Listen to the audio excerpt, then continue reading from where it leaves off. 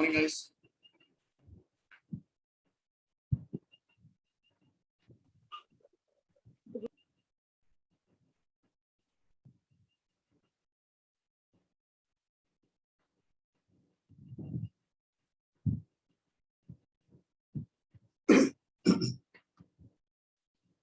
दो मिनट और रुकते हैं फिर स्टार्ट करते हैं। आई थिंक सारे आ चुके हैं। परफेक्ट। तो लास्ट क्लास में मुझे कोई डाउट, किसी को कोई क्वेश्चन, किसी को कोई पूछ सकता है please. If not then I start with the revision. जो भी लास्ट टाइम करा था उसके बाद take up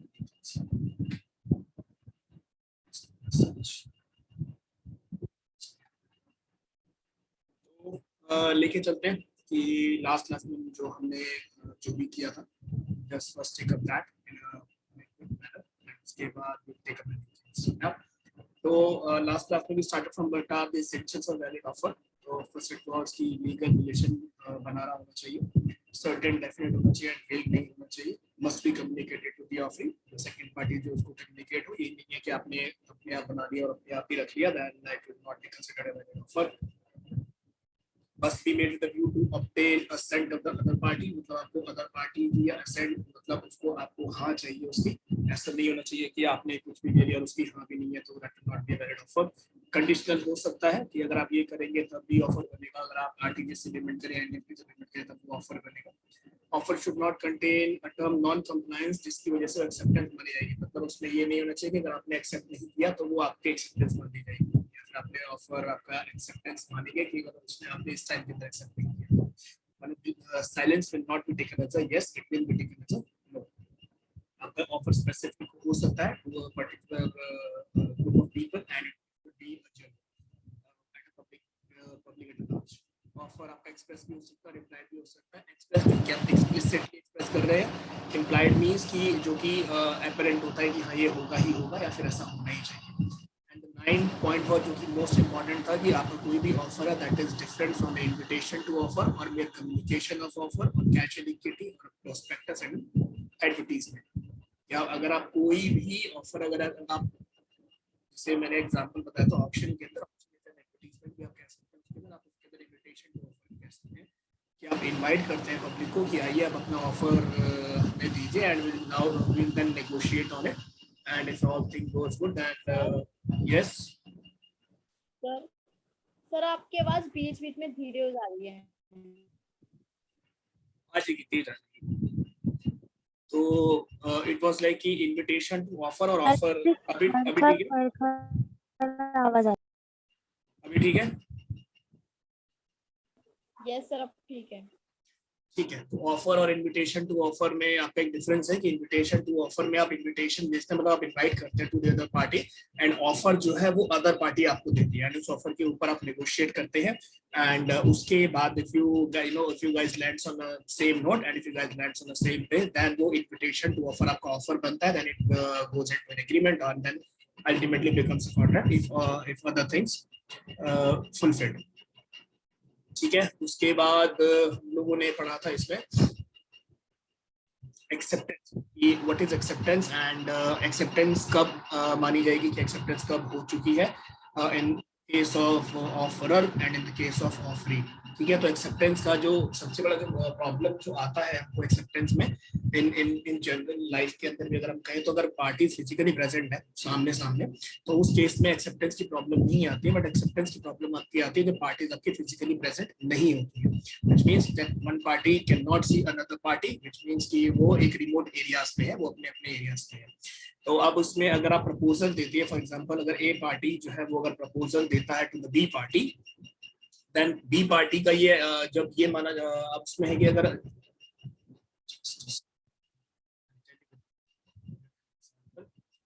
for example A party sir आवाज नहीं आ रही। सर अब आ रही है?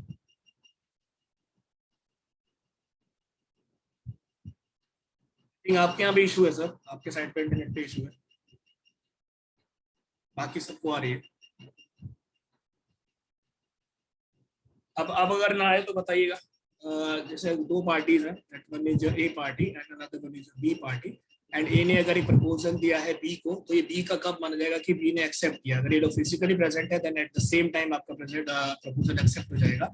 बट अगर A and B physically present नहीं है, देन अगर फॉर एग्जांपल ए एक लेटर पोस्ट करता है बी को, एंड लेटर अगर ए ने पोस्ट किया 10th को, तो ये लेटर तब माना जाएगा जब बी को लेटर रिसीव हो जाएगा। फॉर एग्जांपल उसने 12th को रिसीव किया था इन योर एग्जाम्पल। बट उसके अंदर एक और केस आता है कि अगर मान लीजिए बी ने लेटर आपका 15th को या 16th को या कभी भी और डेट में अगर उसने पढ़ा है, तब ये एक्सेप्टेंस आपकी मानी जाएगी कि बी ने 15th या 16th या 17th को पढ़ा है। बट उसके लिए बी को प्रूव करना पड़ेगा कि उसने लेटर 15th या 16th या 17th को पढ़ा था। अदरवाइज आपका 12th ही माना जाएगा कि जब बी को लेटर रिसीव हुआ था उस टाइम पे बी ने एक्सेप्टेंस दिया। तो this was an acceptance of the case when offer is made to an offeree. But अब इसके अंदर केस आएगा कि जब ऑफरी अपनी एक्सेप्टेंस अगर उसको भेजेगा ऑफरर को, तो वो कब माना जाएगा? And in that case point cost क्या आपका वो तब माना जाएगा जैसे ही, फॉर एग्जांपल यहाँ पे ए है, यहाँ पे बी है, अगर बी अपनी एक्सेप्टेंस इसको भेजेगा, तो जैसे ही बी ने लेटर पोस्ट कर दिया for example on the date of 14th 12th को रिसीव करके, तो बी की एक्सेप्टेंस 14th को मान ली जाएगी, because B can not now revoke his letter. उसकी एक्सेप्टेंस जो है वो उसने दे ही दी है। एंड ए के पास एक्सेप्टेंस तब मानी जाएगी जब लेटर इसको पहुंच जाएगा। फॉर एग्जांपल अगर 15th को पहुंचता है तो ए के पास एक्सेप्टेंस 15th को मानी जाएगी। ठीक है, तो यहाँ तक हमने ये पढ़ा था कि आपकी एक्सेप्टेंस कब मानी जाएगी, किस किस केसेस के अंदर होगी, एंड क्या क्या आपकी सिचुएशंस होगी। आज की अभी इसमें किसी को कोई डाउट है? बुक से अगर आपने रीड किया हो या फिर आपने कुछ एग्जांपल्स रीड किए हो तो इसमें किसी को कोई डाउट है तो फिर हम नो सर। परफेक्ट। तो आज की क्लास अब हम लोग स्टार्ट करेंगे communication of offer and acceptance. आवाज सबको क्लियर है राइट? Yes sir. खुशदीप आवाज क्लियर है? यस सर, अब क्लियर है। आई थिंक सर आपके ना कभी कभी आपके इंटरनेट में इशू हो जाता होगा, तो इस चक्कर में कई बार आवाज बीच में कट जाती है। बट एनी हाउ, जैसे ही आपको अगर कुछ भी चीज नहीं समझ में आती है या फिर अगर कुछ भी अगर बीच में ब्रेक होता है तो just point out and I will take that thing again. Okay sir. Okay, मेरी स्क्रीन विजिबल है आप लोगों को? Yes sir. ओके, तो communication of offer and acceptance, तो इम्पोर्टेंट जो है हमने अपने प्रीवियस पैराग्राफ में हमने पढ़ी है कि आपकी जो कम्युनिकेशन है, अगर आप कोई भी ऑफर अगर आप किसी को कर रहे हैं या फिर अगर वो बंदा अपनी एक्सेप्टेंस अगर आपको दे रहा है तो वो कितना इंपॉर्टेंट है। तो और वो इंपॉर्टेंट है किसी भी कॉन्ट्रैक्ट को एग्जिस्टेंस में लाने के लिए, बिकॉज अगर वो कम्युनिकेशन आपकी प्रॉपर नहीं होगी तो आपका प्रपोजल ऑफर नहीं बनेगा, ऑफर आपका एग्रीमेंट नहीं बनेगा और एग्रीमेंट आपका कॉन्ट्रैक्ट नहीं बनेगा। ठीक है, तो इसीलिए आपकी जो ऑफर एंड एक्सेप्टेंस जो है ये बहुत इंपॉर्टेंट है और इनकी कम्युनिकेशन जो है ये इससे भी ज्यादा इंपॉर्टेंट है। One important common requirement for both offer and acceptance is their effective communication. Effective and proper communication prevents avoidable revocation and misunderstanding between the parties. ये मैंने आपको लास्ट क्लास में पढ़ाया था कि अगर कम्युनिकेशन प्रॉपर है एंड इफेक्टिव है तो उसमें आपकी मिसअंडरस्टैंडिंग्स पार्टीज के बीच में नहीं होगी, एंड उसके बाद में रिवोकेशन की जो चांस है, रिवोकेशन का मतलब होता है टू ऑप्ट आउट। ठीक है, लिख सकते हो आप लोग, revocation means to opt out. And when the contracting parties are face to face, there is no problem of communication because there is instantaneous communication of offer and acceptance, जो कि physical presence में होगा. In such a case, the question of revocation does not arise since the offer and its acceptance are made instantly. The difficulty arises when the contracting parties are at a distance from one another and they utilize services of the post office or telephone or email or internet or anything. In such cases, ये very much relevant हो जाता है to know the exact time when the offer or acceptance is made or complete. because इसके basis से ही आपकी आगे की चीजें driven होती है, and if in case अगर आपको revocation करना है तब उसमें revocation के time पे भी आपकी चीजें help करती हैं. What was the time when the offer was accepted? What was the day when the offer was accepted? और like acceptance आपकी voidable मानी जाएगी या नहीं, या void मानी जाएगी या नहीं. ठीक है, अगला पढ़ते हैं. In terms of section 4 of the act, communication of offer is complete when it comes to the knowledge of the person to whom it is made, जो कि मैंने A और B के एग्जाम्पल के केस में आपको बताया था. उसके बाद हमने ये पढ़ा था कम्युनिकेशन, आपकी जो एक्सेप्टेंस की जो कम्युनिकेशन है वो तो दो तरीके से हो सकती है. First is communication bye act और कंडक्ट, और second is communication of acceptance bye omission और to omission to do something. By act or by conduct, it is something कि अगर आप कोई भी ऐसा एक्ट करते हैं या फिर आप कोई भी ऐसा एक्शन कंडक्ट करते हैं जो कि दिखाएगा कि आपके एक्शन दिखाएगा कि आपने ये आपने एक्सेप्ट कर लिया है, तो उसको आप कम्युनिकेशन बाय एक्ट कहेंगे. रीड करते हैं. Communication bye act would include any expression of words whether written or oral. Written words will include letters, telegrams, faxes, emails, and even advertisements. Oral words will include telephone messages. जो क्या phone पे अगर call करेंगे तो ये आपको उसमें आ जाएगा. Again, communication would include any conduct intended to communicate, like positive acts or signs, so that the other person understands what the person acting or making signs mean to say or convey. ठीक है. Communication of acceptance by omission to do something. Such omission is conveyed by a conduct or by forbearance. Forbearance मैंने last time बताया था कि कुछ नहीं करना. On the part of one person to convey his willingness or assent. मतलब ऐसी कोई भी चीज जो आपने छोड़ दी है, मतलब आपने वो नहीं की, ओमिट कर दी. ओमिट करने को मतलब कहते हैं कि भूल गए, जो कि आपके आई थिंक आपने रेक्टिफिकेशन से पढ़ा होगा कि एरर ऑफ ओमिशन जो होता है, जो कि छूट गई है या छोड़ी गई है या भूल गए हो. अगर ऐसा कोई भी एक्शन है जो कि करना चाहिए था बट आपने वो अगर करते तो वो नहीं माना जाता एक्सेप्टेंस, तो आप वो आपने अगर नहीं किया है तो वो आपकी एक्सेप्टेंस मानी जाएगी, बिकॉज वो आपकी विलिंगनेस और आपकी असेंट दिखा रहा है टू द अदर पार्टी जिसने कि आपको ऑफर किया है. ठीक है. Example, A offers ₹50,000 to B if he does not arrive before the court of law as an evidence to the case. B does not arrive on that date of hearing to the court. यहाँ पे जो उसने omission किया वो उसने क्या कि ठीक है उसने ₹50,000 का जो ऑफर था वो उसने एक्सेप्ट किया है. Any doubt? Anybody? No, sir. Perfect.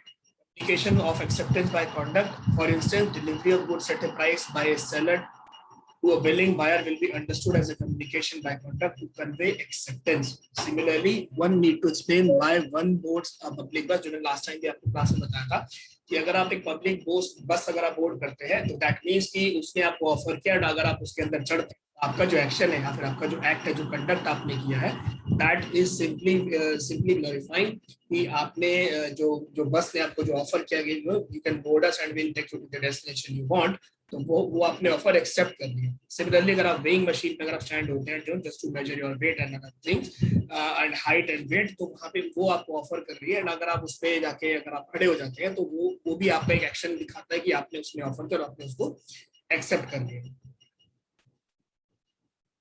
And let us come to this example. क्योंकि last class का ही था कि let us come now to the issue when communication of acceptance is complete. कि complete कब माना जाएगा कि आपकी communication of acceptance जो है complete हो चुकी है.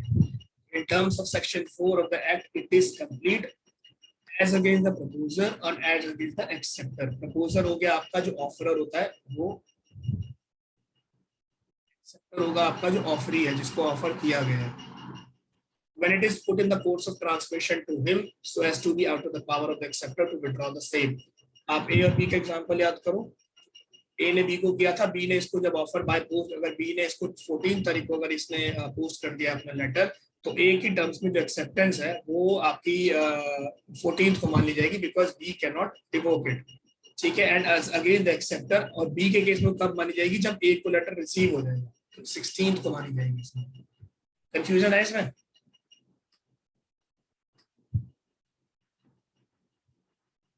गाइस कोई कंफ्यूजन इसके अंदर? सर रिपीट कर देना. ठीक है. देखो दो पार्टीज हैं, एक आपकी प्रपोजर और एक आपका एक्सेप्टर है. ए को मानो आप प्रपोजर जिसने ऑफर प्रपोज किया, बी को मानो आप एक्सेप्टर जिसको ऑफर प्रपोज किया गया. अब आप एग्जांपल याद करो, जब ए ने लेटर भेजा था बी को, तो ए ने लेटर भेजा था 10 तारीख को. ठीक है. बी के पास लेटर पहुंचा 12 तारीख को. आपने बी का एक्सेप्टेंस कब माना? अभी मैं ये नहीं लेके नहीं चल रहा हूँ कि बी ने रीड कब किया नहीं किया, मैं ये लेके चल रहा हूँ कि जिस दिन उसको लेटर मिला उसने उसी दिन रीड कर लिया. तो बी को जो कम्युनिकेशन है वो कंप्लीट कब हुई? जब लेटर उसको पहुंच गया. ठीक है, मतलब 12 तारीख को. अब बी ने वो लेटर पढ़ के पोस्ट किया, 12 को उसने पढ़ लिया, बट उसने पोस्ट किया 14th को. तो ए के पास जो एक्सेप्टेंस मानी जाएगी, जो ए मानेगा कि ठीक है बी ने एक्सेप्ट कर लिया, वो माना जाएगा 14th को, क्योंकि बी लेटर पोस्ट करने के बाद उसको रिवोक नहीं कर सकता. ठीक है. इसीलिए यहाँ पे बोला जा रहा है एज अगेंस्ट द प्रपोजर. ए की अगर आप ए हो तो आप ये मानोगे कि बी ने एक्सेप्ट कब किया, 14th को, जैसे उसने लेटर पोस्ट किया। और अगर आप बी हो तो आप ये मानोगे कि ए को एक्सेप्टेंस कब मिली, जब उसको लेटर मिल गया। तो यहाँ पे जो एक्सेप्टेंस है वो दोनों के टर्म्स में अलग अलग होगी, और जो टाइमिंग है बेसिकली यहाँ पे टाइमिंग आपकी दोनों के केस में अलग अलग होगी। जब आप कोई भी लेटर आप पोस्ट से या फिर आप फिजिकल पोस्ट से, है ना, अगर आप पोस्ट कर रहे हो उसको, अगर आप भेज रहे हो उसको, तो इसमें जो टाइमिंग है टाइमिंग आपकी दोनों की अलग अलग मानी जाएगी। एक्सेप्टर के केस में मानी जाएगी जब प्रपोजर को लेटर मिल जाए, और प्रपोजर के केस में मानी जाएगी जैसे ही एक्सेप्टर लेटर पोस्ट कर दे, मतलब अपनी एक्सेप्टेंस पोस्ट कर दे। ठीक है, ओके सर। परफेक्ट। तो ये ना वही एग्जांपल अगर कहूँ तो मैं पढ़ के बता देता हूँ ये वाला एग्जांपल, और अगर नहीं, और यहाँ पे ये एक सिंपल लैंग्वेज में लिखा है जो मैंने आपको बताया। ठीक है, अगला पॉइंट पढ़ते हैं, एक्सेप्टेंस ओवर टेलीफोन और टेलेक्स और फैक्स। तो अगर आप फोन पे एक्सेप्टेंस देते हैं, फॉर एग्जांपल आप और हम अभी अगर हम लोग पढ़ा रहे हैं, then we are not physically present but we are actually present via technology, जिसमें कि हम लोग अपनी जो आवाज है वो रियल टाइम सुन सकते हैं, एक दूसरे को रियल टाइम हम लोग देख सकते हैं। ठीक है, तो जब ऑफर आप इंस्टेंटली कम्युनिकेट करेंगे लाइक टेलेक्स, टेलीफोन से और फैक्स या फिर ईमेल के थ्रू, तो contract is only complete when the acceptance is received by the offeree and the contract is made at the place where the acceptance is received. मतलब जैसे मान लीजिए मैंने आपको फोन किया और आपको फोन रिसीव हो गया, और मैंने आपको कॉल पे कहा कि मैं आपको ये वाला ऑफर दे रहा हूँ, और आप कहते हैं कि ठीक है मेरे को ये ऑफर एक्सेप्टेड है, तो रियल टाइम जिस टाइम पे भी आपने ऑफर एक्सेप्ट किया, तो कॉन्ट्रैक्ट की जो वेन्यू माना जाएगा, कॉन्ट्रैक्ट का जो प्लेस माना जाएगा, वो माना जाएगा जहां आप खड़े हैं, जहां मैं नहीं, बिकॉज एक्सेप्टेंस आपकी प्लेस पे हुई है। ठीक है, फॉर एग्जाम्पल मैं लेके चलता हूँ कि खुशदीप जो है वो, आप दिल्ली में रहते हो खुशदीप, दिल्ली के बाहर,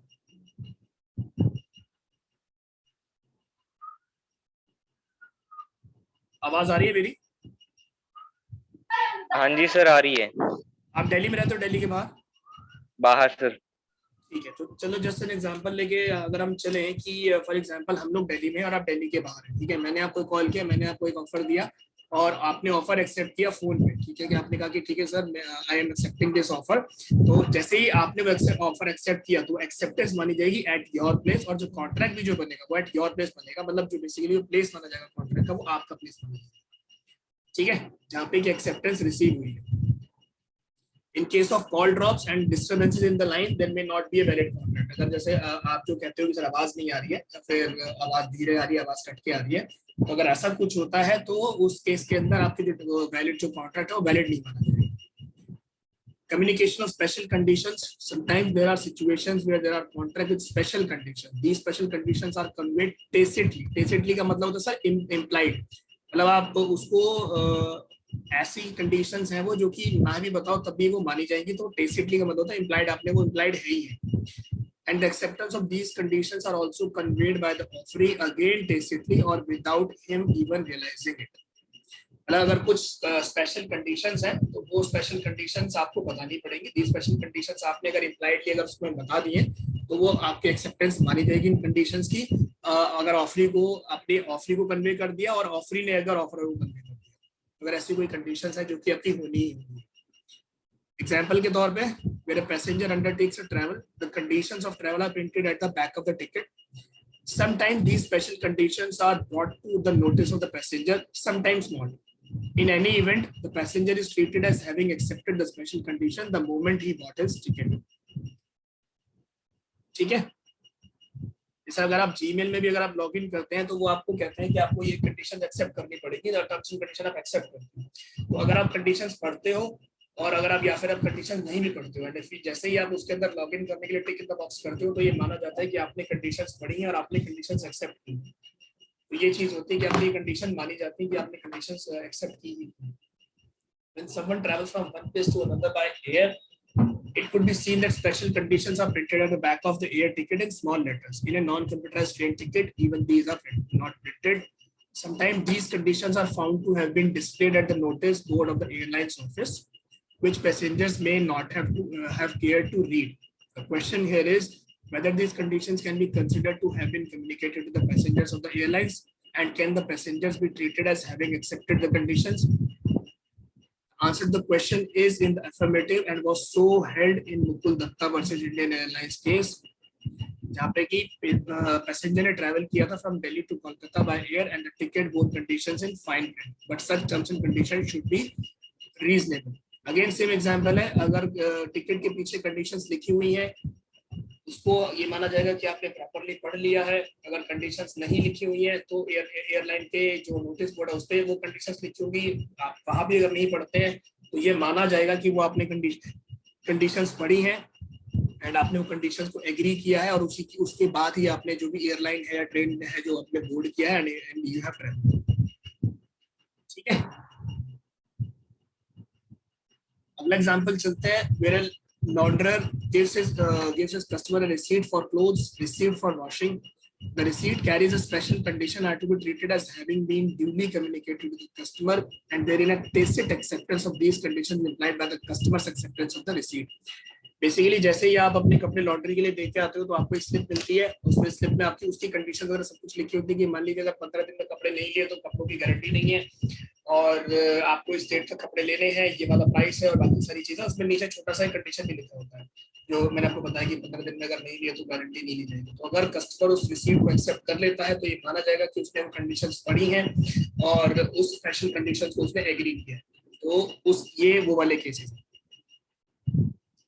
Case law, Lily White versus Manu Swamy. He delivered some clothes to dry cleaner for which she received a laundry receipt containing a condition that in case of loss, customer would be entitled to claim 15% of the market price of the value of the article. P lost her new sari, held the terms were unreasonable and P was entitled to recover full value of the sari from the dry cleaner. In the cases referred above, the respective documents have been accepted without a protest and hence amounted to tacit acceptance. Simple English है, explain करना है इसको या फिर आप समझ गए?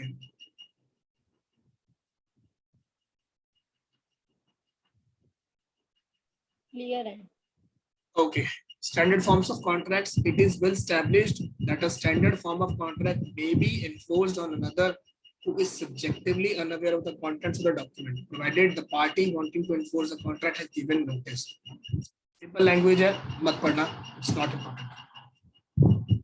अब बात करते हैं कम्युनिकेशन ऑफ परफॉर्मेंस की, कि अगर आप कोई भी कॉन्ट्रैक्ट अगर आप परफॉर्म करोगे तो उसको कैसे कम्युनिकेट किया जाएगा।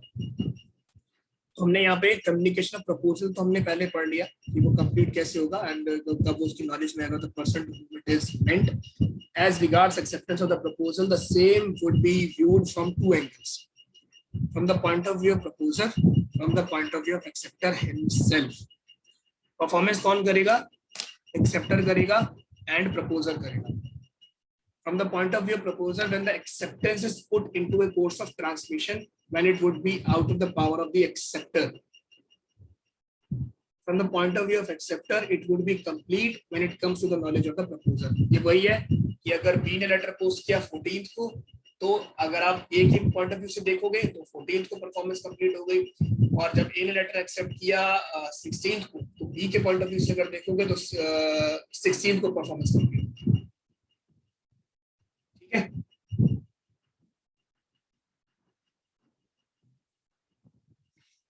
आगे चलते हैं। At times, the offeree may be required to communicate the performance by way of acceptance. In this case, it is not enough if the offeree merely performs the act, but should also communicate his performance unless the offer includes a term that a mere performance will constitute acceptance. Point समझ में आया?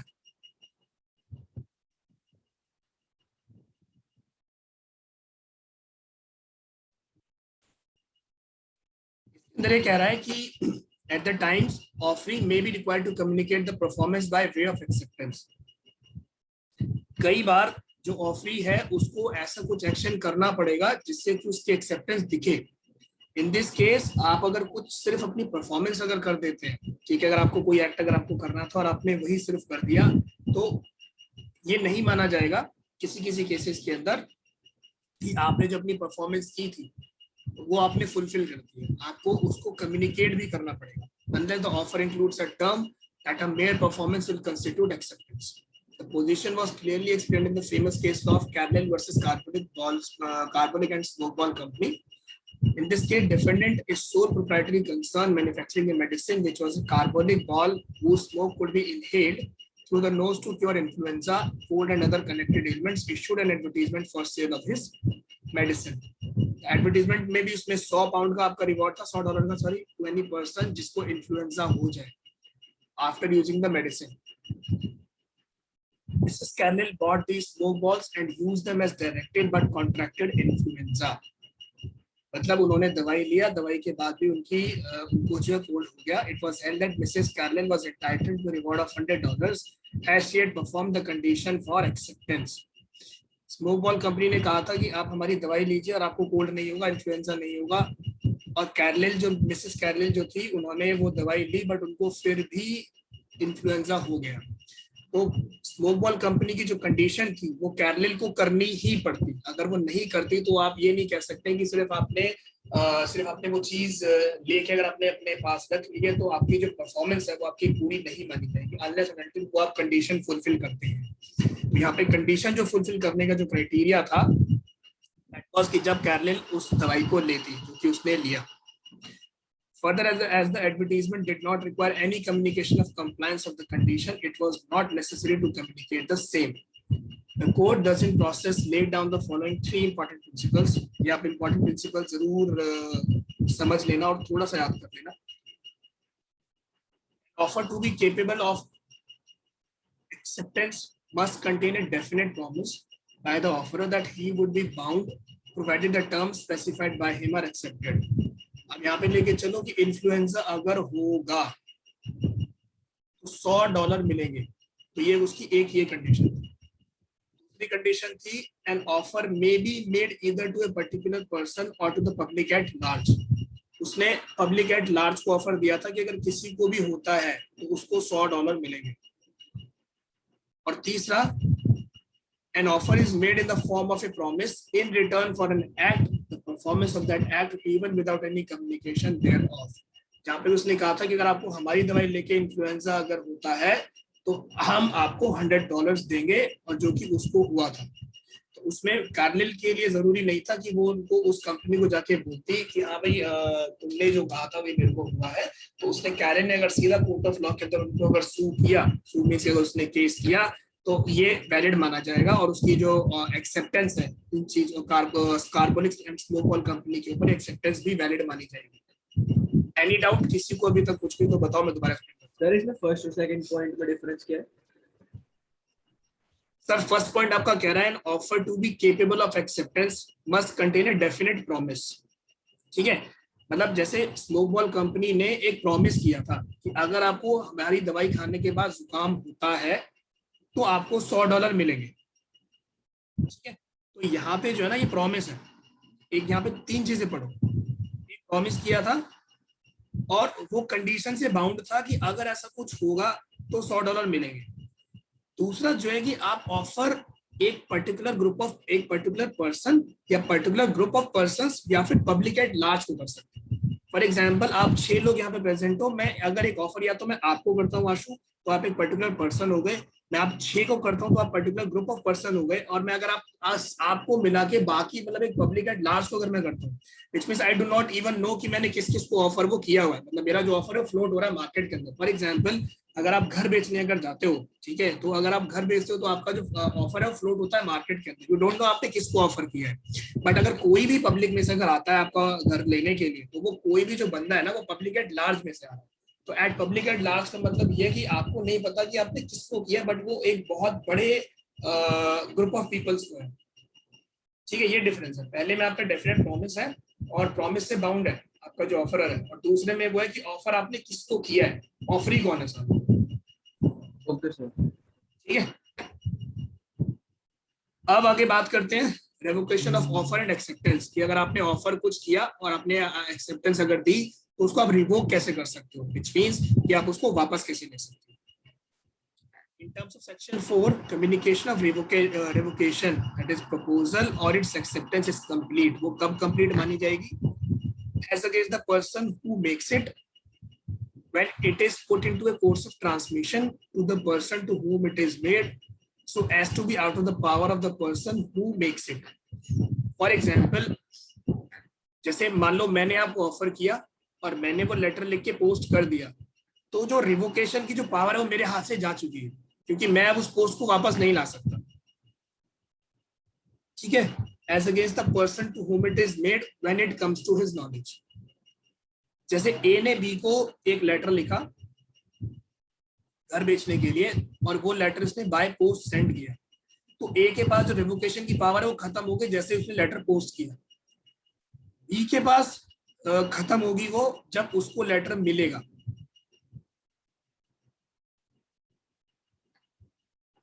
ठीक है, तो यहाँ पे दो के स्टैंड पॉइंट से आपको सोचना पड़ेगा कि एक लेटर ऑफर करने वाला और एक ऑफर जिसको किया गया है। तो ऑफर करने वाले के लिए आप बोलोगे कि वो लेटर उसका खत्म कब होगा, उसकी रेवोकेशन पावर खत्म कब होगी, जैसे वो लेटर ट्रांसमिशन में डाल देगा। और जिसको ऑफर किया गया है उसके स्टैंड पॉइंट से पावर कब खत्म होगी, जैसे उसको लेटर मिल जाएगा, उसकी नॉलेज में आ जाएगा। एग्जाम्पल के तौर पे पढ़ते हैं, if you revoke your proposal made to me by a telegram, the revocation will be complete as far as you are concerned when you have dispatched the telegram. But as far as I am concerned, it will be complete only when I receive the telegram. दोबारा समझते हैं, आपने offer किया B को, अब आपको नहीं बेचना, अब ए को नहीं बेचना। अब ए जब अपनी रेवोकेशन बी को भेजेगा बाय पोस्ट, तो ए के स्टैंड पॉइंट से सेम चीज है कि ए के स्टैंड पॉइंट से वो कब खत्म हो जाएगा, वो ए के स्टैंड पॉइंट से रेवोकेशन कब कंप्लीट होगी, the time he post the letter. B के स्टैंड पॉइंट पर रेवोकेशन कब खत्म होगी, by the time he receives that letter.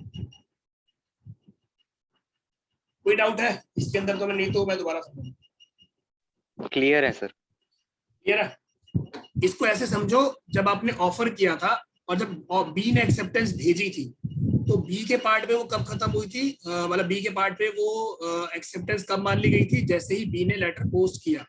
और ए के पार्ट पे कब एक्सेप्टेंस मानी गई, जैसे ही ए ने लेटर एक्सेप्ट किया, जैसे ए को लेटर मिला। आप इसको रेवोकेशन को रिवर्स आउट कर दो, अगर ए को रेवोकेशन भेजनी है तो ए के पार्ट में कब मानी जाएगी रेवोकेशन की, वो रिवोक कर रहा है जैसे वो लेटर पोस्ट करेगा। और बी के पार्ट में कब मानी जाएगी, जैसे वो लेटर बी रिसीव करेगा कि ए ने रिवोक कर लिया है। ठीक है, as regards revocation of acceptance, if you go by the above example, I can revoke my acceptance of your offer by a telegram. This revocation of acceptance by me will be complete when I dispatch the telegram, and against you it will be complete when it reaches you. ठीक है,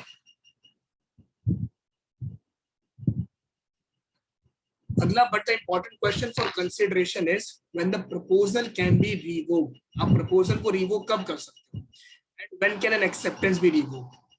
These questions are more important than question when the revocation is complete. अब आपको ये समझना पड़ेगा कि आप proposal को रिवोक कब कर सकते हो या फिर आप अपनी एक्सेप्टेंस को रिवोक कब कर सकते हो।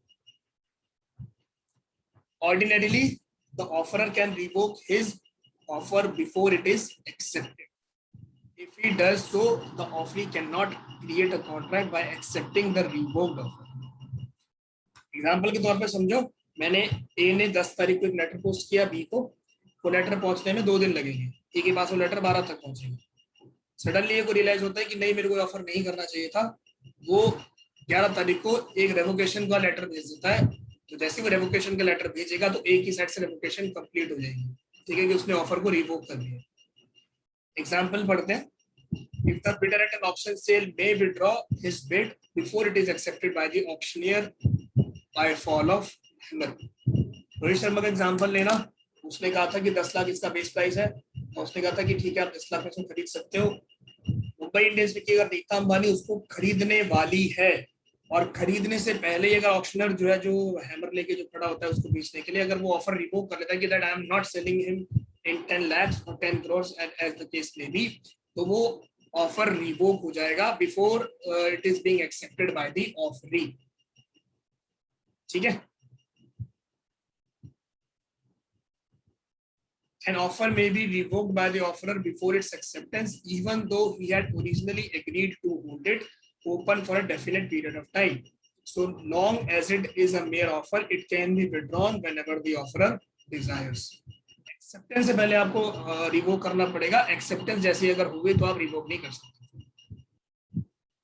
ठीक है सर, कोई डाउट इसमें किसी को भी? No sir. परफेक्ट, आगे चलते हैं। In terms of section 5 of the act, a proposal can be revoked, वहां पे आपका था offer can be revoked, and यहाँ पे proposal can be revoked at any time before the communication of its acceptance is complete as against the proposal. ठीक है, a proposal can be revoked at any time before the communication of its acceptance is complete as against the proposal। मतलब क्या, ए ने letter भेजा था B को 10 तारीख को, बी को रिसीव हुआ था 12 तारीख को, बी ने लेटर पोस्ट किया 14 तारीख को, तो ए 14 से पहले पहले रिवोक कर सकता है अपना प्रपोजल, बिकॉज बी जैसे ही लेटर पोस्ट कर देगा 14 तारीख को, वैसे ये मान लिया जाएगा कि ए को एक्सेप्टेंस मिल चुकी है। ठीक है, because B can not revoke his letter of acceptance then, तो जैसे वो अपना लेटर ऑफ एक्सेप्टेंस उसको भेज देगा, वैसे ये मान लिया जाएगा कि बी को वो ए को एक्सेप्टेंस मिल चुकी है, then A can not revoke his proposal. कोई भी डाउट है इसके अंदर? तो सर ठीक है, परफेक्ट। नीचे वाला एग्जांपल इसी के ऊपर है, पढ़ सकते हैं। अगले पॉइंट पे लेके चलते हैं। An acceptance to an offer must be made before the offer lapses or is revoked। Simple चीज है सर, ऑफर खत्म होने से पहले आपको उसको एक्सेप्ट करना पड़ेगा या उसकी रिवोकेशन से पहले आपको एक्सेप्ट करना पड़ेगा। The law relating to the revocation of offer is the same in India as in England, but the law relating to the revocation of acceptance is different। In English law, the moment a person express, ये पढ़ लो knowledge basis के लिए, आप paper में नहीं आता। In English law, the moment a person expresses acceptance of an offer, the moment the contract is concluded, and such an acceptance becomes irrevocable, whether it is made orally or through the post। In Indian law, the position is different as regards the contract through the post। मतलब England में by post और by oral को आप एक ही मानते हो, but India में by post और ओरल को आप अलग अलग मानते हो। ठीक है, contract through post and acceptance in English law cannot be revoked, so that once the letter of acceptance is properly posted, the contract is concluded। जैसे ही आपने acceptance का letter आपने post कर दिया, आपका contract conclude हो गया। In Indian law, the acceptor or can revoke his acceptance any time before the letter of acceptance reaches the offerer। मतलब B ने अगर 14 तारीख को लेटर अगर पोस्ट किया था तो वो रिवोक कर सकता है जब तक लेटर A तक नहीं पहुंचेगा। The moment letter reaches A, फिर वो रिवोक नहीं कर सकता, इसमें उसने फिर वो एक्सेप्टेंस दे दिया। If the revocation telegram arrives before or at the same time with the letter of acceptance, the revocation is absolute। मतलब कि आपने लेटर भेजा, आपने लेटर पोस्ट किया एक्सेप्टेंस का, और उसके थोड़ी देर बाद ही आपने लेटर पोस्ट कर दिया रेवोकेशन का, तो आपका अगर रेवोकेशन का लेटर अगर पहले पहुंचता है तो भी आपकी रिवोकेशन मानी जाएगी, दोनों अगर साथ में पहुंचते हैं तो भी आपकी रिवोकेशन मानी जाएगी। बट आपका अगर रेवोकेशन का लेटर बाद में पहुंचता है तो आपकी रिवोकेशन नहीं मानी जाएगी सर उस केस में। ठीक है, उस केस में क्योंकि आपका एक्सेप्टेंस का लेटर पहले पहुंच गया था, इसलिए आपकी रिवोकेशन नहीं मानी जाएगी, एक्सेप्टेंस मानी जाएगी आपकी उस ऑफर की। एनी डाउट किसी को? कोई भी? No sir. Perfect sir. अब बात करते हैं कॉन्ट्रैक्ट ओवर टेलीफोन। इंग्लिश में और इंडियन लॉ में क्या डिफरेंस है? एक contract can be made over telephone. The rules regarding offer and acceptance as well as their communication by telephone or telex are the same as for the contract made by mutual meeting of the parties। The contract is formed as soon as the offer is accepted, but the offeree must make it sure that his acceptance is received by the offerer। Otherwise, there will be no contract as communication of acceptance is not complete। सीधी बात है sir, आप और मैं phone पे बात कर रहे हैं, ठीक है, और मैंने आपको एक ऑफर किया, I am the offeror and you are the offeree, जिसको भी ऑफर किया गया है, एंड आप और मैं फोन पे बात कर रहे हैं, मैंने आपको एक ऑफर किया, आपने फोन पे कहा कि ठीक है सर मैं एक्सेप्ट करती हूँ या करता हूँ।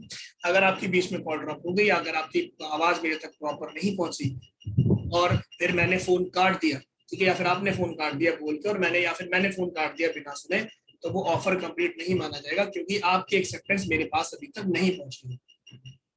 ठीक है, और अगर ऐसा कुछ होगा तो आपका फिर कॉन्ट्रैक्ट भी नहीं माना जाएगा। Communication of acceptance is not complete. If telephone unexpectedly goes dead during conversation, the acceptor must confirm again that the words of acceptance were duly heard by the offerer।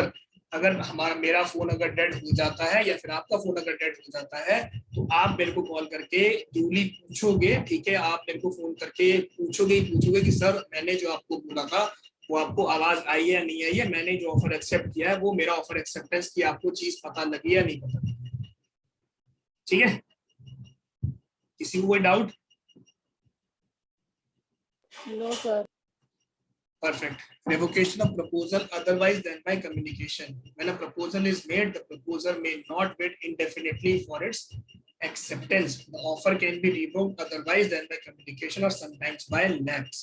मतलब जब प्रपोजर ने proposal दिया और उसको acceptance अगर चाहिए तो वो सिर्फ बैठा नहीं रहेगा, उसकी मतलब कि अभी आएगी इस केसेस में, और इसमें वो बैठा नहीं रहेगा कि हाँ उसकी एक्सेप्टेंस कभी आएगी तब वो ये सारी चीजें करेगा।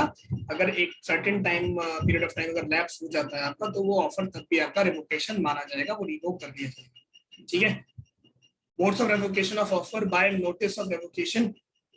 ए ने गुड्स दिए बी को 5,000 के through a post, but before B could accept the offer A received the highest bid for the goods from C.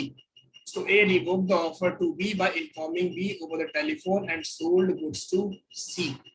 Basically, अगर आप ऑफर रिवोक भी कर रहे हैं तो B को पता होना चाहिए कि आप ऑफर रिवोक कर रहे हैं। अगर A B को बिना बताए C को अपने गुड्स बेच देता है एट हायर प्राइस, तब ये A के पार्ट पे गलती मानी जाएगी एंड ये रिवोकेशन नहीं माना जाएगा। And B can claim his damages from A at that point of time, ठीक है। अगला पॉइंट है by lapse of time. The time for acceptance can lapse if the acceptance is not given within the specified time and where no time is specified then within a reasonable time. This is for the reason that proposer should not be made to wait indefinitely. बहुत simple language है sir, doubt है किसी को तो बता दो।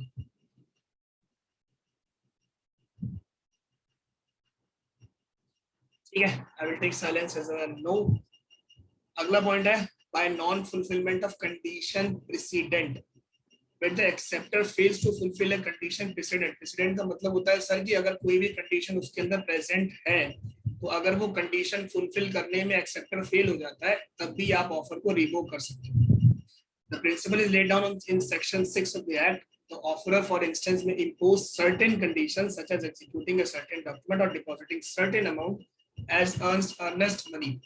जैसे अगर आपको एग्जांपल याद हो तो उसमें एक में उसने कहा था कि 180 पाउंड का मैं सामान बेचूंगा, तो जो एक्सेप्टर था उसने कहा था कि ठीक है मैं खरीदने के लिए तैयार हूँ, बट उसने सिर्फ पहली बार में 80 पाउंड उसको दिए और बाकी 100 पाउंड के लिए उसने 5 किस्तें बांध दी, जबकि ए ने ऐसा कुछ कहा भी नहीं था। अगर आप ऐसा कुछ अगर बेचने जा रहे हैं और एक ओवर 180 पाउंड में चाहिए, तो अगर उसने जो बी ने ऐसा किया कि 80 पाउंड अभी ले लो बाकी 100 की उसने किस्तें बांधी, तो उस केस के अंदर वो ऑफर को रिवोक कर सकता है, बिकॉज कंडीशन जो प्रेजेंट थी उसके अंदर 180 पाउंड वाली वो ऑफरी ने फुलफिल नहीं की। ठीक है, तो failure to satisfy any condition जो है वो आपका ऑफर या प्रपोजल को रिवोक आप कर सकते हो, and in that case B can not claim damages against A for that revocation. अगले पॉइंट पे चलते हैं, बाय डेथ और insanity. Death or insanity of the proposer would result in automatic revocation of the proposal, but only if the fact of death or insanity comes to the knowledge of the acceptor. इसके अंदर case ये है sir कि A ने B को offer दिया, A मर गया, B को पता लग गया तो ऑफर खत्म, प्रपोजल खत्म। B को अगर पता ही नहीं है कि A की डेथ हो चुकी है तो तब तक जब तक पता नहीं लगेगा तब तक ऑफर कंटिन्यू रहेगा।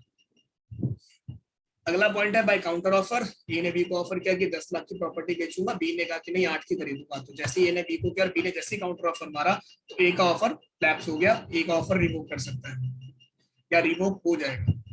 Bye the non acceptance of the offer according to the prescribed और म्यूचुअल मोड, ए ने बी को ऑफर किया और बोला कि मेरे को जो एक्सेप्टेंस है अपनी आप बाय पोस्ट भेजना, ठीक है, बाय ईमेल या बाय ओवर टेलीफोन नहीं, बट अगर बी बाय ईमेल या बाय ओवर टेलीफोन बताता है उसको, देन ये can revoke his offer, because उसने जो प्रिस्क्राइब और यूजुअल मोड उसने बताया था वो बी ने फॉलो नहीं किया। The last point is by subsequent illegality, मतलब अगर कुछ ऐसी चीज अगर होती है जो कि इलीगल है तब भी वो उस केस के अंदर आप ऑफर अपना प्रपोजल अपना रिवोक कर सकते हो। किसी को कोई भी डाउट इसके अंदर? हमारा यूनिट वन खत्म हो चुका है सर बाय काउंटर ऑफर बता दीजिए, एक्चुअली आवाज नहीं आई तो। ठीक है, सर आप एक एग्जांपल याद करो। जैसे अगर आप फॉर एग्जांपल एक घर खरीदने जा रहे हो, ठीक है, तो जो सेलर है उसने आपको ऑफर किया है कि वो घर आपको 10 लाख का बेचेगा, ठीक है, बट इन टर्न आप कहते हो कि 10 का नहीं, मेरे को 8 का खरीदना है। तो सेलर ने आपको ऑफर किया था 10 लाख का, आपने सेलर को ऑफर कर दिया 8 लाख का। तो जैसे ही आपने काउंटर ऑफर मारा ना सर, वैसे ही जो ए का जो ऑफर था वो खत्म हो गया।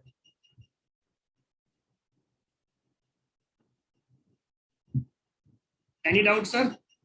नो सर, क्लियर है। क्लियर है, बहुत बढ़िया। ये आपका यूनिट 1 जो नेचर ऑफ द कॉन्ट्रैक्ट्स है वो आपका फिनिश हो चुका है। अब आपको किसी को भी इसमें कोई भी डाउट है तो मेरे को बताओ पूरे चैप्टर के अंदर। एंड अगर अभी डाउट नहीं है तो पढ़ लेना दोबारा से। अगेन मैं कह रहा हूँ कि अगर कोई भी फिर भी डाउट आता है then just let me know, drop me a message on the WhatsApp, I take out time and I will revert to your answers. कि आपको कोई भी अगर कभी भी कोई भी डाउट। सर ये जो contract is agreement enforces by law, sir सारे कॉन्ट्रैक्ट एग्रीमेंट ही होते हैं? जी सर, हर कॉन्ट्रैक्ट एक टाइम पे एग्रीमेंट होता है, बट ये जरूरी नहीं है कि हर एग्रीमेंट एक कॉन्ट्रैक्ट बने ही बने। बिकॉज देखो कॉन्ट्रैक्ट, किसी भी एग्रीमेंट को कॉन्ट्रैक्ट बनने के लिए ना, जैसे आपका ये एग्रीमेंट है, इसको कोई भी कॉन्ट्रैक्ट बनने के लिए इसको कुछ लॉफुल ऑब्लिगेशंस पूरी करनी पड़ेगी, ठीक है, उसके बाद ये कॉन्ट्रैक्ट बनेगा। तो अगर ये लॉफुल ऑब्लिगेशंस पूरी नहीं होती है तो ये एग्रीमेंट आपका कभी भी कॉन्ट्रैक्ट बन नहीं सकता।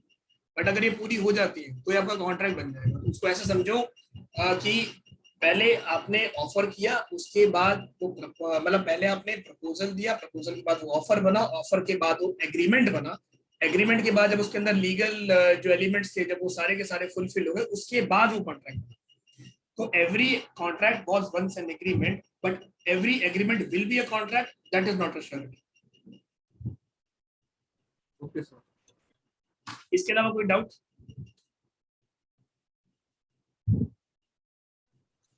अभी तक तो नहीं है। ठीक है, आप एक काम करो, आप पढ़ो और मतलब ये वाला पूरा आप एक बार चैप्टर पढ़ लेना। अगर आपको फिर भी कोई डाउट निकल के आता है तो आप मेरे को बता देना, फिर हम लोग वो वाला पॉइंट डिस्कस कर लेंगे, ठीक है? Yes sir. तो अभी फिर मैं सेकंड यूनिट स्टार्ट करूं कंसिडरेशन की, जो कि आपके no sir. Back questions. Sir मेरा सजेशन ये रहेगा कि आप लोग ना एक बार इस चैप्टर को पढ़ो, उसके बाद में क्वेश्चंस कराऊंगा। क्वेश्चंस मैं I am thinking to take up questions in next class, because मैं अगर अभी क्वेश्चन में करवा भी दूंगा ना तो आप लोग हो सकता है रिलेट करो और हो सकता है कि आप लोग रिलेट नहीं कर पाओ। तो ये 26 पेजेस है वो आप लोग एक बार पढ़ लो, ठीक है? वो 26 पेजेस जब आप पढ़ लोगे तो आपके दिमाग में एक पिक्चर बन जाएगी कि हाँ कोई भी चीज कैसे सेटअप हो रही है, कैसे वो चीजें हो रही हैं। उसके बाद हम लोग नेक्स्ट क्लास में before beginning the class fresh class मैं करीबन 8 से 10 क्वेश्चन आपके लूंगा, ठीक है? ये जो नीचे जो दे रखे हैं ना, मैं ये वाले सारे क्वेश्चन फिर उसके बाद में लूंगा आपके 8 से 10 क्वेश्चन, ठीक है? सो दैट देखो सर, अब अगर मैं अभी करा भी दूंगा ना तो मेरी नॉलेज है, वो आपकी नहीं है, क्योंकि आपने अभी ना पूरा पढ़ा नहीं है, और जब तक आप पढ़ोगे नहीं तब तक आप रिलेट नहीं कर पाओगे कि अगर चीज हो रही है तो क्यों हो रही है एंड इसके पीछे लॉजिक क्या है। मेरे को मल्टीपल चॉइस क्वेश्चन में या किसी भी क्वेश्चन में मेरे को आंसर से मतलब नहीं है, मेरे को उस आंसर के पीछे का जो लॉजिक है ना सर, लॉ में सिर्फ लॉजिक काम करता है। आपको वो लॉजिक समझना है कि वो लॉजिक क्या बोल रहा है क्या नहीं बोल रहा है। अगर आप वो लॉजिक नहीं समझोगे ना, और आप मैं अगर आपको कहूँ कि चलो इसका आंसर ए है, फॉर एग्जाम्पल मैंने नहीं पढ़ा, मैंने बोला कि इसका आंसर ए है, तो वो मैंने बताया कि आपको इसका आंसर ए है। जब तक आपको उसके पीछे का लॉजिक ही नहीं पता कि इसका आंसर ए क्यों है, तब तक वो बात नहीं बनेगी।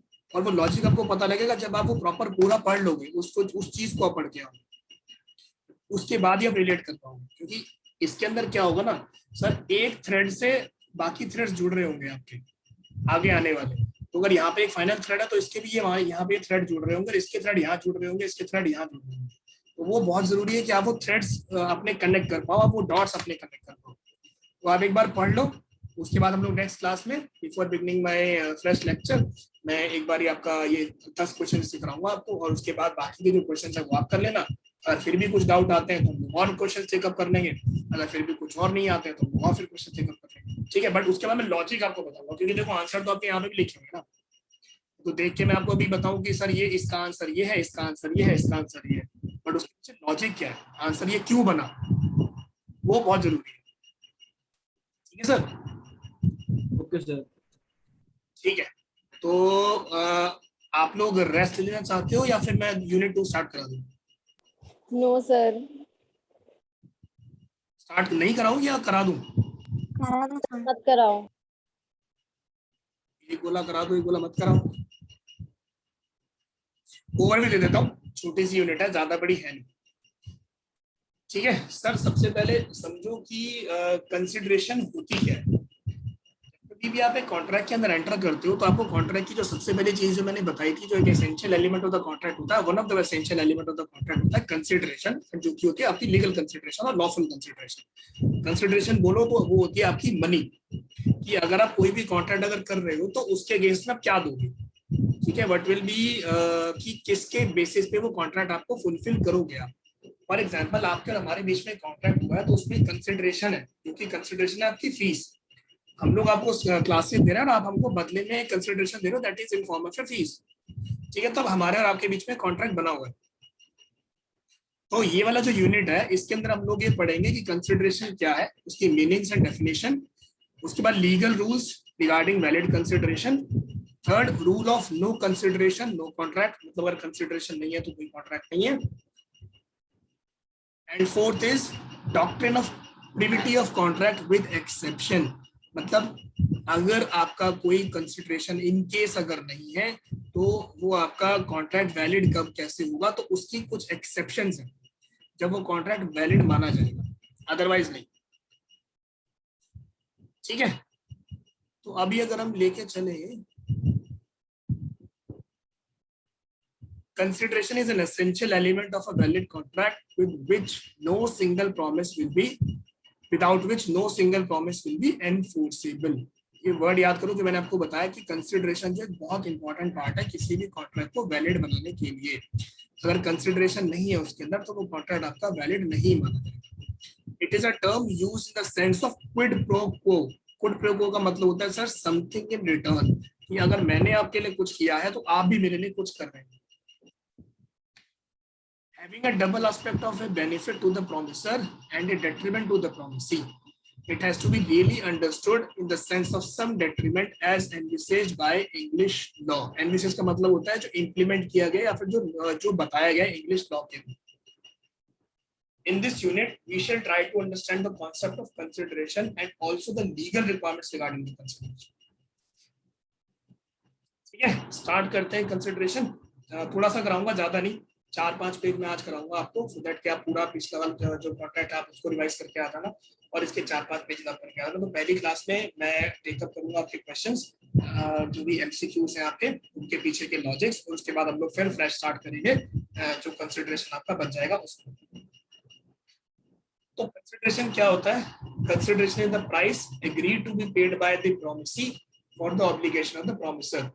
The word considered was described in a very popular English case of Lisa versus Curie as a valuable consideration in the sense of law may consist either in some right, interest, profit or benefit accruing to one party, that is promisor, or forbearance, मतलब कुछ रोकना, detriment कुछ नुकसान होना, loss आपका बताइए, और responsibility given, suffered और undertaken by the other, that is the promisee.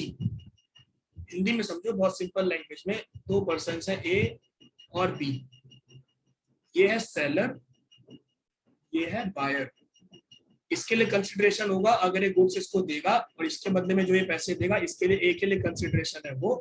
B के लिए कंसिडरेशन होगा कि इसको कुछ गुड्स देने थे पर इसने नहीं दिए, और उसके बाद इसका जो डैमेज हुआ उस डैमेज को जो क्लेम करेगा, इसका कंसिडरेशन है वो।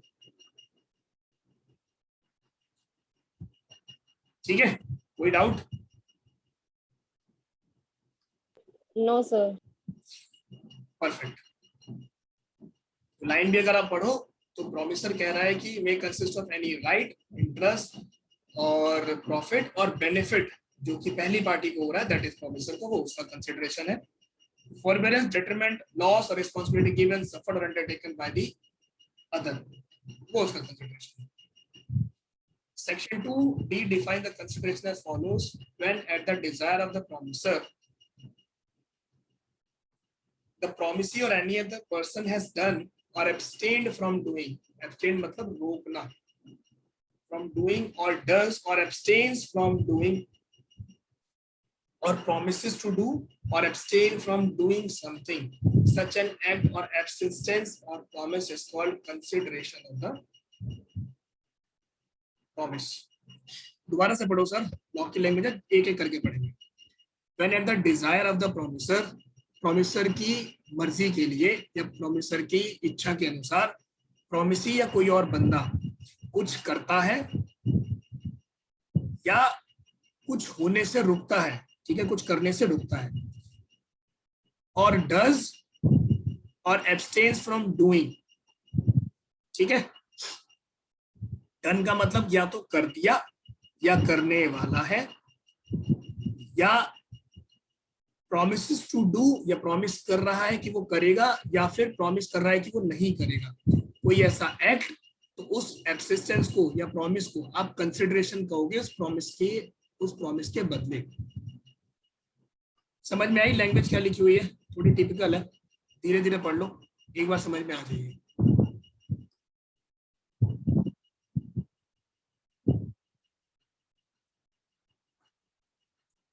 या नहीं पढ़ाऊं, मैं बोलूं दोबारा? क्लियर है सर. क्लियर है, perfect. Analysis of definition of consideration. Consideration की और डेफिनेशन में थोड़ा सा और पूछते हैं. Consideration is an act doing something. Ajay guarantees Bhuvan for payment of price of the goods which Bhuvan wanted to sell on 1 month credit to Chaitanya. Here selling of goods on credit by Bhuvan to Chaitanya is consideration for A's promise. Ajay ने guarantee किया भुवन को कि वो उसके goods के लिए उसको payment करेगा, ठीक है. Bhuvan for the payment of price of the goods which Bhuvan wanted to sell on 1 month credit to Chaitanya. 3 parties हैं इसके अंदर, ए बी सी. गुड्स बेच रहा है बी सी को, पैसे देगा सी बी को, बट अभी क्रेडिट पे 1 मंथ क्रेडिट, मतलब 1 महीने के उधार पे. और ए ने गारंटी दी है बी को कि अगर सी पैसे नहीं देगा तो ए विल बी लायबल, ठीक है. Here selling of goods on credit by Bhuvan to Chaitanya is consideration for as promise. तो अगर ये पैसे नहीं देता है सी बी को, तो ए ने जो प्रॉमिस किया है इसको, तो ये इसका कंसिडरेशन माना जाएगा. कोई डाउट है इसके अंदर?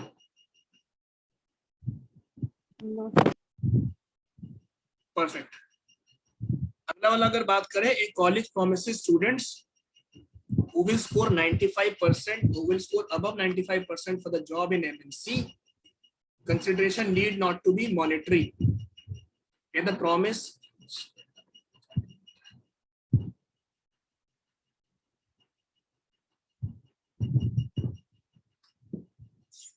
ठीक है. अब बात करते हैं, एक कॉलेज ने प्रॉमिस किया स्टूडेंट्स को कि जो भी 95% से ऊपर अगर स्कोर लेके आएगा तो उनकी एमएनसी में जॉब लगेगी. तो कंसिडरेशन जरूरी नहीं है कि आपका मॉनेटरी हो, नॉन मॉनेटरी हो सकता है. Here the promise for recruitment of candidate will be considered as consideration for the act of students scoring above 95%. अगर आपकी 95% से ऊपर आपके अगर स्कोर आएगा तो आपकी जॉब आपकी प्लेसमेंट हो जाएगी, अगर नहीं आएगा तो आपकी प्लेसमेंट फिर नहीं होगी. तो यहाँ पे जो जॉब प्लेसमेंट है, that is a consideration against the promise which college is making to the students. कोई डाउट उसके अंदर? Sorry, no sir. Perfect. Second point पढ़ते हैं. Consideration is abstinence, that is abstain from doing something. Abhishek promises Bharti not to file a suit against him if she would pay him 1 lakh rupees. ठीक है. अब अभिषेक भारती को ये कह रहा है कि अगर तू मेरे को 1 लाख रुपए दे देती है तो मैं तेरे अगेंस्ट में केस फाइल नहीं करूंगा. तो अभिषेक कुछ ना करने के लिए जो पैसे मांग रहा है उसको भी कंसिडरेशन माना जाएगा. Against the Bharti's payment of 1 lakh in favor of Abhishek.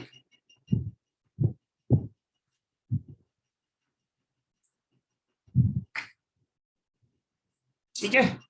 अगला एग्जाम्पल पढ़ते हैं. ABC has a shop of electric items. XYZ wishes to open another electric shop next to his shop. ABC offers 2 lakh rupees to XYZ for shifting the same away from 1 kilometer of ABC shop. Here the consideration is given for abstaining XYZ from opening his shop nearby. मतलब अगर दोनों अगर साथ में दुकान खोल लेंगे तो दोनों को घाटा है, तो इसीलिए ABC जब XYZ को 2 लाख रुपए देता है कि आप यहाँ ना खोल के दुकान 1 किलोमीटर दूर खोल लो, सो दैट दोनों की सेल में फर्क भी नहीं पड़ेगा एंड दोनों के पार्ट में कोई भी दिक्कत नहीं आएगी। तो ABC XYZ को कुछ ना करने के पैसे दे रहा है, इसको भी आपका कंसिडरेशन माना जाएगा, क्योंकि आपने ऊपर डेफिनेशन में पढ़ा था हैज डन और abstain from doing, does or abstain from doing, promises to do or promises to and promises to abstain from doing something। उसके बदले में जो पैसे या उसके बदले में जो कोई मॉनेटरी या नॉन मॉनेटरी चीजें जो भी आएंगी उसको आप कंसिडरेशन मानोगे, जो कि आपका एक एसेंशियल एलिमेंट होता है किसी भी कॉन्ट्रैक्ट का। ठीक है, अगला पॉइंट है consideration must B at the desire of the promisor. Promisor की इच्छा के हिसाब से आपकी कंसिडरेशन होनी चाहिए। मे मूव फ्रॉम प्रोमिसी और एनी अदर पर्सन, जैसे कि ए, बी और सी 3 पार्टीज थी, अब उसमें 2 पार्टीज थी बी और सी जो कि प्राइमरी कॉन्ट्रैक्ट और जो कॉन्ट्रैक्टी थे, बट ए ने क्योंकि प्रॉमिस किया था तो वो ये आपकी मूव हो सकती है from promisee to third party to fourth party to fifth party. अगला पॉइंट है कंसिडरेशन में बी पास्ट, प्रेजेंट और फ्यूचर। पहले का किया हुआ करंट में हो रहा, फ्यूचर में ना हो। जो आपकी वो डेफिनेशन है हैज डन, सेकंड डज और प्रॉमिसेस टू। किसी को कोई भी डाउट अभी बताओ, अभी और क्लियर कर दो।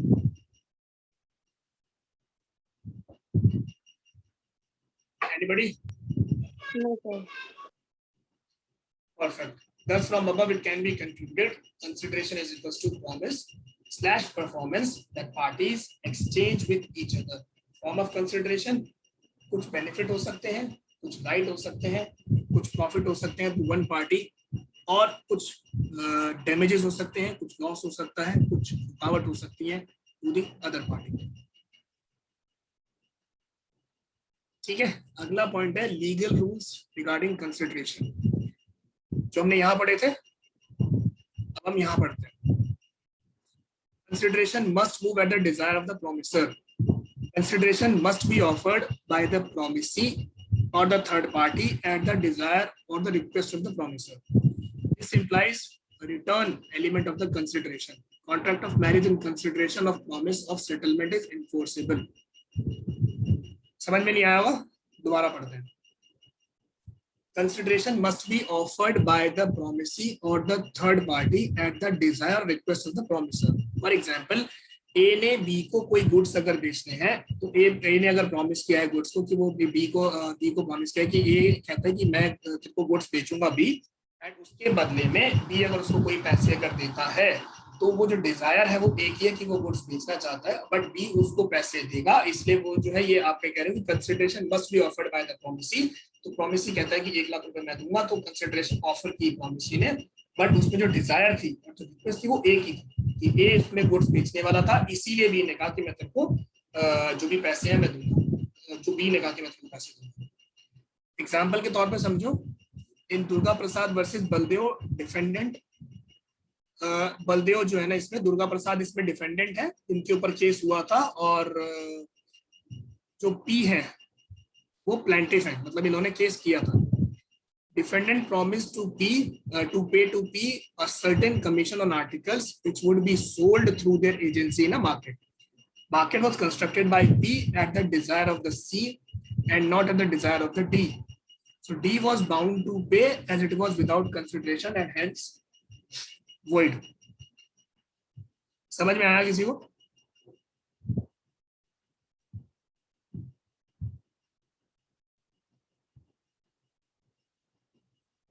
आज की क्लास यहीं पे रोके, ज्यादा हो गया क्या? Yes, sir. ठीक है, आज की क्लास यहीं पे रोक देते हैं, और आप लोग जो भी लास्ट चैप्टर पढ़ा है ना, आप उसको एक बार रिवाइज कर लेना, और ये वाला चैप्टर अगर आप एक बार रीडिंग मार के आना चाहते हो कंसिडरेशन को, तो आप एक बार रीडिंग मार लेना ऊपर से, और बाकी इसको फिर हम लोग डीप में लेके चलेंगे। मुझे लग रहा है कि ये ज्यादा हो गया और अब आप लोगों के दिमाग में जान।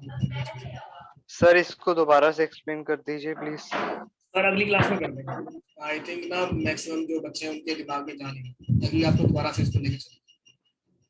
ठीक है,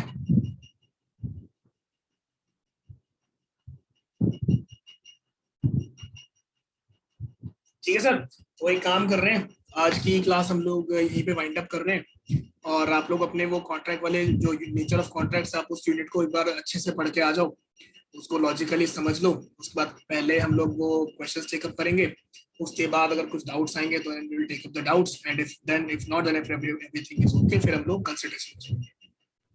और इसमें टोटल कितने सेक्शन होंगे? सॉरी इसमें टोटल कितने सेक्शन होंगे? सर, सेक्शन तो अभी अब ना ही याद करो तो बेटर है। सेक्शन 2, सेक्शन 4, सेक्शन 6 है तो सर बहुत सारे सेक्शन, बट अभी अब ना ही याद करो तो बेटर है। वो मैं बाद में आपको बताऊंगा कि सेक्शंस कौन से आपको मेजरली याद करने हैं, और कौन से आपको छोड़ने हैं, और कौन से इंपॉर्टेंट है केस का, कौन से इंपॉर्टेंट नहीं है। अभी तो आप सेक्शन को इग्नोर करके छोड़, जस्ट दैट कि आप उसका जो सेक्शन का जो क्रक्स है ना, वो क्रक्स को समझ लो, ये सेक्शन कहता क्या था। ठीक है,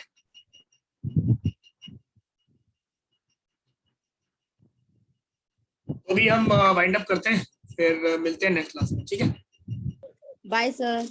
बाय बाय।